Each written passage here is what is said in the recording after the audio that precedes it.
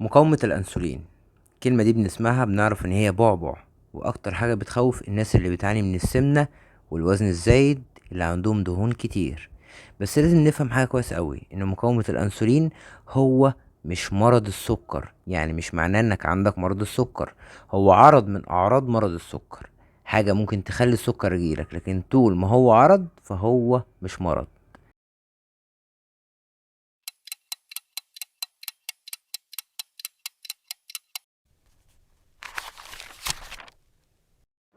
خلينا متفقين ان مقاومة الانسولين من اخطر الحاجات اللي ممكن تعرض نفسك ليها. ازاي بتحصل؟ لما بنيجي ناكل كمية سكر كبيرة وكمية نشويات كبيرة، سعرات حرارية بكميات كبيرة قوي، نفضل نزود فيها، ناكل كتير، سكر الدم بيعلى. ولما سكر الدم بيعلى بتبتدي المشكلة. يبدأ المخ يدي اشارات للبنكرياس: ابدأ بافراز الانسولين.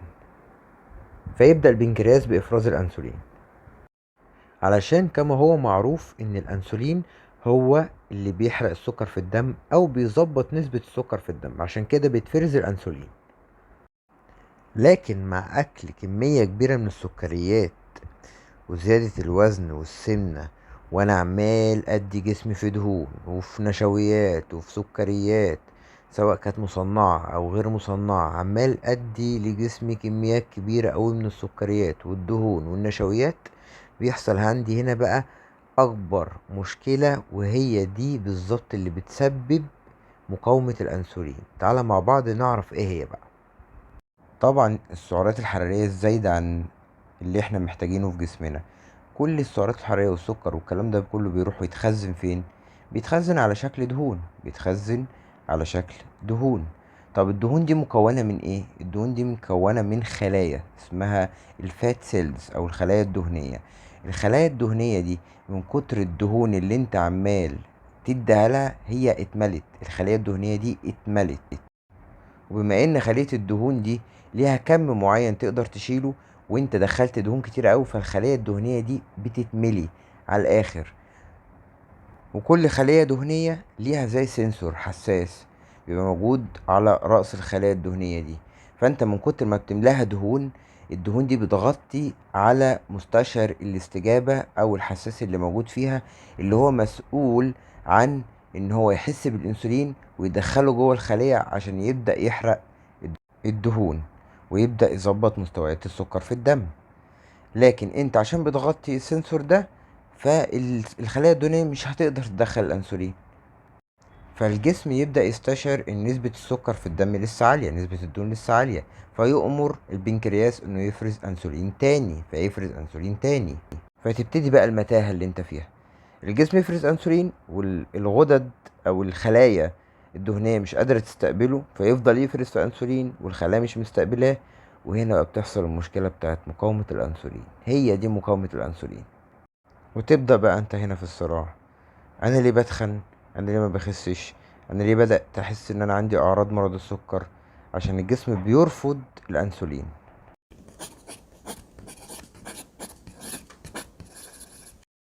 لو انت راجل، محيط الوسط عندك، يعني لو قسته بمزورة كده هتلاقيه اكبر من 94 سنتي، والدهون الصحية هتلاقيها في الدم اقل من 40. لو انت ست او بنت، محيط الوسط اكبر من 80 سنتي والدهون الصحية اقل من 50. الدهون الصحية ده اسمه ال HDL، ممكن تعمله وتطمن. اما الاعراض بقى اللي بعد كده مش تفرق معانا اذا كنت راجل او ست. بكل سهولة هتروح تقيس الضغط، بس مش من مرة واحدة، يعني هتقيسه حوالي مثلا 5 ايام كده، كل يوم مرة او مرتين. لو لقيت الضغط العالي اعلى من 130 والضغط الواطي اعلى من 85، ده عرض مهم جدا من اعراض مقاومة الانسولين، وده العرض التاني. العرض التالت هتعمل تحليل سكر صايم. لو لقيت النتيجة بتاعت التحليل السكر الصايم اكتر من 100، ده يبقى العرض التالت. لو اكتر من 100 تحليل سكر صايم. العرض الرابع هتروح اي معمل تحاليل، هتعمل تحليل دهون الكبد. لو عندك دهون على الكبد يبقى ده برضو عرض، والعرض الرابع من اعراض مقاومة الانسولين. العرض الخامس معانا هو لو عندك سرعة الترسيب عالية او بتعاني من التهابات كتير في جسمك، ومهم اوي سرعة الترسيب.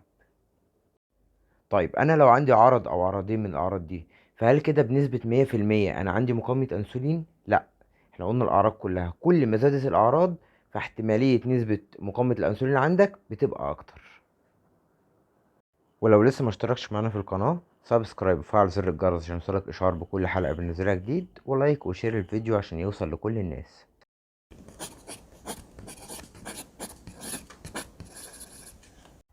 الرياضة من اهم وافضل الحاجات اللي ممكن تعملها لو انت عندك مقاومة انسولين.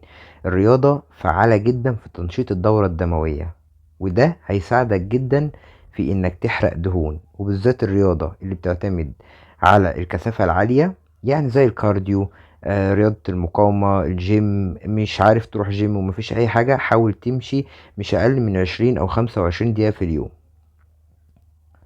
تاني حاجة لازم تخسه، لازم اي حد وزنه زايد عن مؤشر كتلة الجسم لازم يخس ويوصل للوزن المناسب. الحاجة اللي بعد كده، حاول تخلي معظم اكلك فيه خضروات كتير. الخضروات فيها الياف هتساعدك انك تحس بالشبع.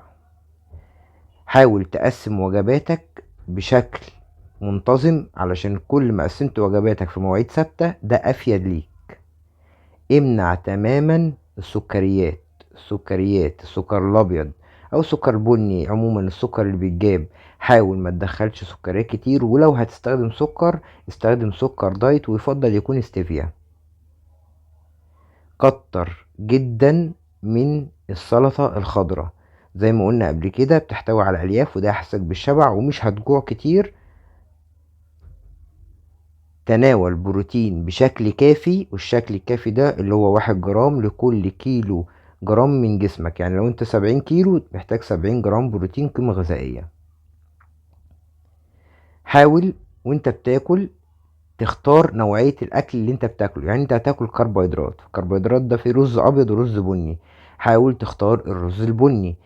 هتاكل عيش او هتاكل رز، لا الرز ويفضل ما يكونش معمول بسمنة وزيت. يعني حاول تختار جودة الاكل اللي انت بتاكلها تدخل لجسمك سواء كارب او سعرات او اي حاجة من مصدر نقي وصحي، بلاش المصادر الغير صحية.